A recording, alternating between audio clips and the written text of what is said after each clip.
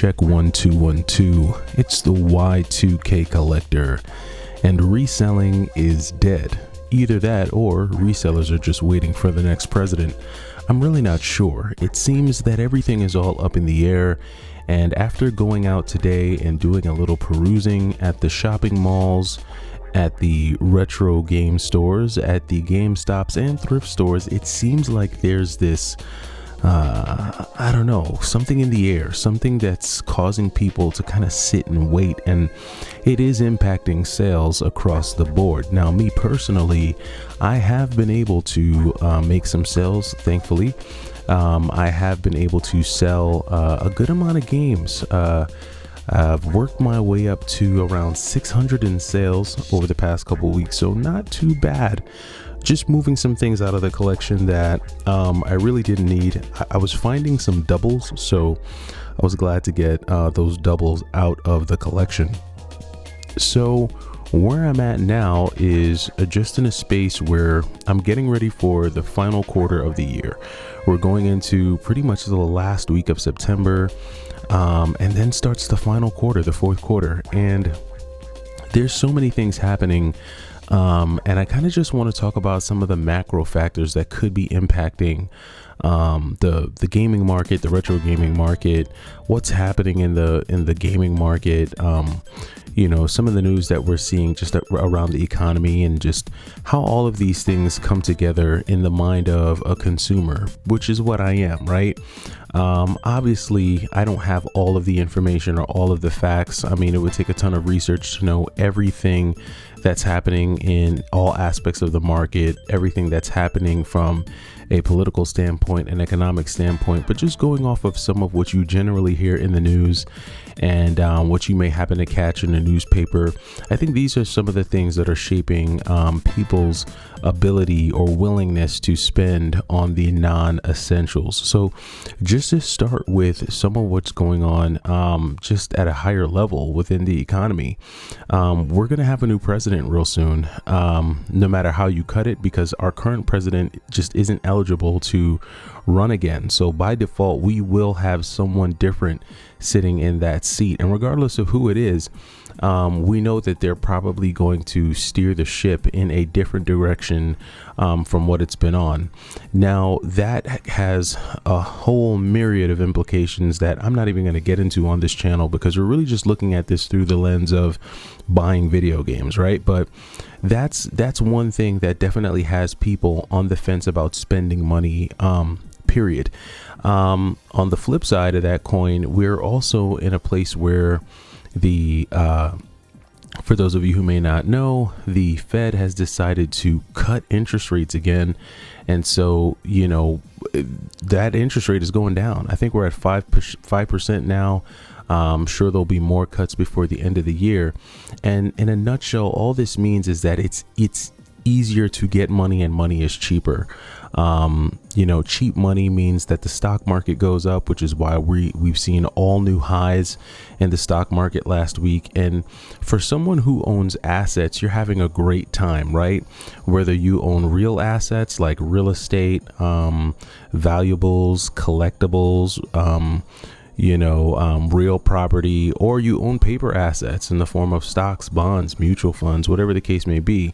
For those who own assets, you're in a good space, because whenever the stock market goes up and whenever money's cheap and easier to get, it just works out in your favor. And so this is where the retro games come in, right? Because when money is cheaper, when it's easier to get, people are typically spending more. Right now, I think we have gone into what feels like a recessionary time. And I think the reason for these Fed interest rate cuts is because of the feeling of recession that we're in right now. I'm seeing a lot of videos on YouTube where, people are just complaining about the job market, and the jobs that are available aren't enough to support people. People aren't able to pay their bills. They're not able to make any meaningful purchases. And by meaningful, I mean, they're not able to purchase a home. They're not able to buy a car. They're barely able to get by, and people are working full-time jobs, 40 plus hours a week. And they're just not able to make some of their basic ends meet. So, for that, constituents, for that section of the economy, right? For those folks, it's just a hard time for them. And for someone who is in a place where they do own assets, maybe you own your own home, maybe you are into collectibles and you do own collectibles. This is where we start to see, the value of assets and collectibles inflate, right? So, and I think, I had this conversation the other day talking about where video games falls where video games fall rather in the world of collectibles, and video games are fairly new to the collectible scene. Someone in my comments pointed out that video games aren't really that old. Video games as we know them really just kind of came about in the 80s, whereas other collectibles, whether it be collectible coins, collectible furniture, collectible artifacts, whatever it may be, these are items that are decades old, in some cases, even centuries old. And so we still need to give video games more time to hit that point. But when it comes to just consumers, right? Maybe not collectors at the level of like a collector that would purchase something from an auction house, although we have had video games be sold at auction houses. I think the majority of folks who collect video games and value them and price them out are those who are into games, those into video games, and we're kind of like our own separate community. And so what we saw like in 2020, when money wasn't even just cheap in 2020, money was free, right? Money was in fact free. They were giving out free money, no interest, no strings attached, no nothing, just free money. And that had a huge impact and a huge role to play in the massive price spikes that we saw when it came to video games. Anytime money is cheap or anytime money is free, goods, collectibles, assets, they soar. So despite the fact that people aren't shopping as much, right? Despite the fact that people aren't going to the stores and, spending money on clothes and sneakers and stuff like that. And despite the fact that people are focused on essentials, we're seeing something very tricky and peculiar happen within video games. Video games are still holding their value. Video games in some cases are actually even going up in value. The prices are going up because it's like they have their own economy, right? And I think that, we're going to continue to see that. And so what does that mean for just the everyday collector, right? I think that if you are a collector who does have disposable income, you are in a place where you own assets, you are in a place where what's happening at the larger economic level is impacting you in a good way, you're going to continue to purchase games. You're going to continue to add to your collection. You're going to continue to build your collection. I think for the folks who may not be in as good of a position, I think those are going to be the folks who leverage things like digital games, right? They're going to probably do more digital purchases. They're probably going to stick to games that are more modern, because it seems these days that modern games are the cheaper games than the retro games. So, and those folks are probably going to be buying less games. It doesn't mean they're going to stop. They're just not going to be buying games all the time.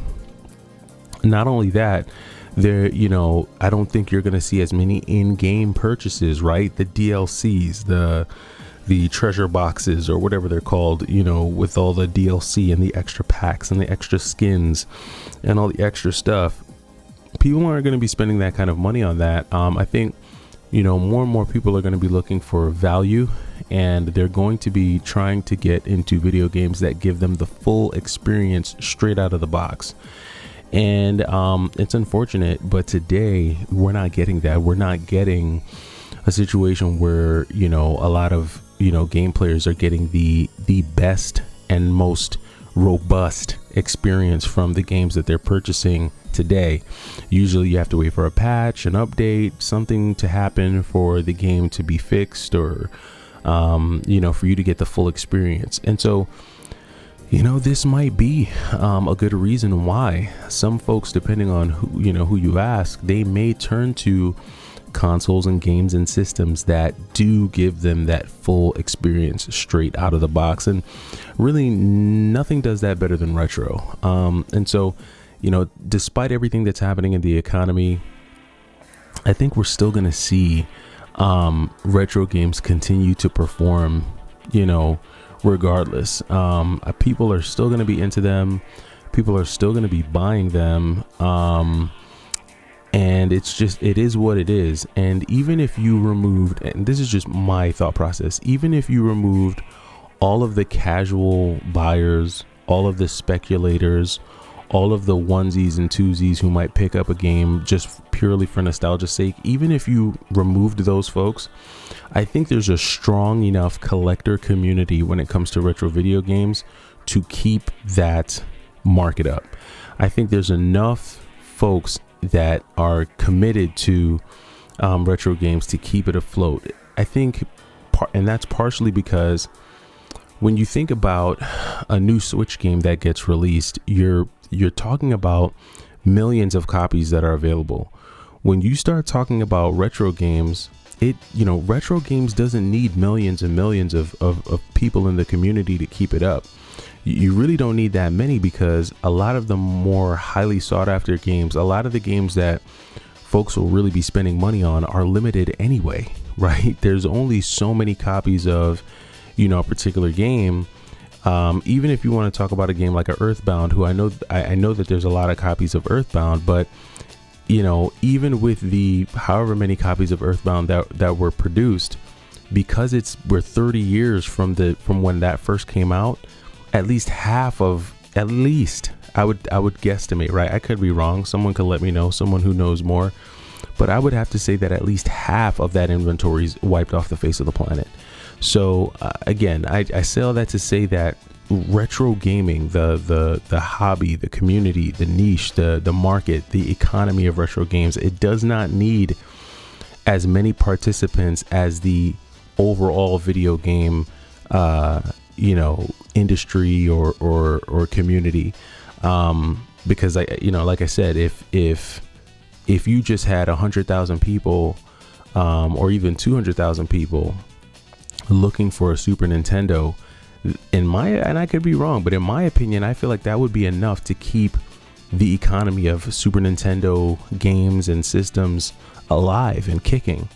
Now, if you only have 200,000 people, or let's just even say 1 million, if you only have 1 million people looking to, purchase like PlayStation 5s or PlayStation 6 when it comes out, that's not enough. These companies are projecting millions and millions of people to buy these games that are coming out today.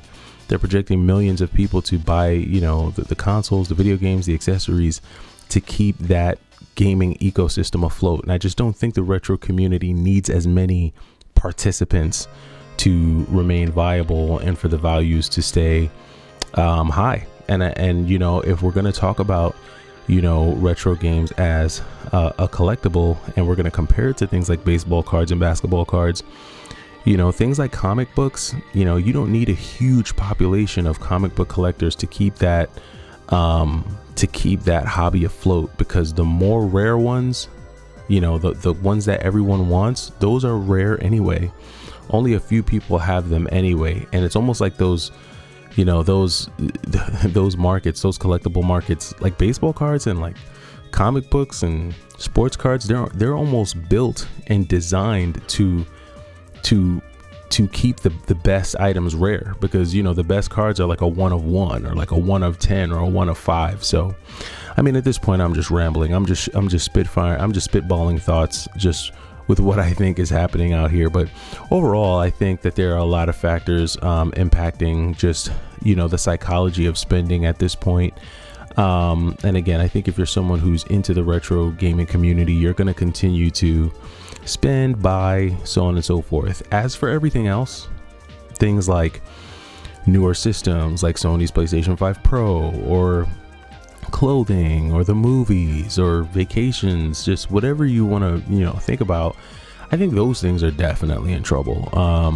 For sure. I mean, just when we saw the overwhelming reaction to the PlayStation 5 Pro, I mean, if I was Sony, I'd be feeling kind of nervous about that. Yeah, I wouldn't be feeling too confident about that. And I get it, right? There have been other expensive systems before. The Neo Geo. I mean, if you factor in inflation from the time the Neo Geo came out, that system might have been more expensive than the PS5 or the 3DO, or there's been a bunch of systems that have been expensive, but those systems were, I think those systems were branded as like top tier extreme luxury systems. And I don't know if that's the way the PS5 Pro is being branded. I think it's just being branded as the next best or the next better machine for you to have with better performance on your games. So I don't really know what their branding strategy is. I don't know what specific market they're going for with that, but I guess the outcome is yet to be seen. But you guys let me know down in the comments. Am I completely off? Do you think that there are enough participants in the retro gaming market and ecosystem and economy to keep it afloat? Do you think that retro gaming may suffer the same fate as video games, as a whole? Let me know. I'm just spitballing ideas here, and I'm just stirring up conversation. It's one of the things I love to do on a cool Saturday night. Hopefully you got to enjoy the day. Hopefully you got out, you got a chance to spend some time with friends and family. Tomorrow's Sunday. Sunday is the chill day. Sunday is the relaxed day. Sunday is definitely the sleep in day, and that's what I plan on doing. Let me know what you plan on doing, and I'll catch you in the next video. It's the Y2K Collector. Take it easy.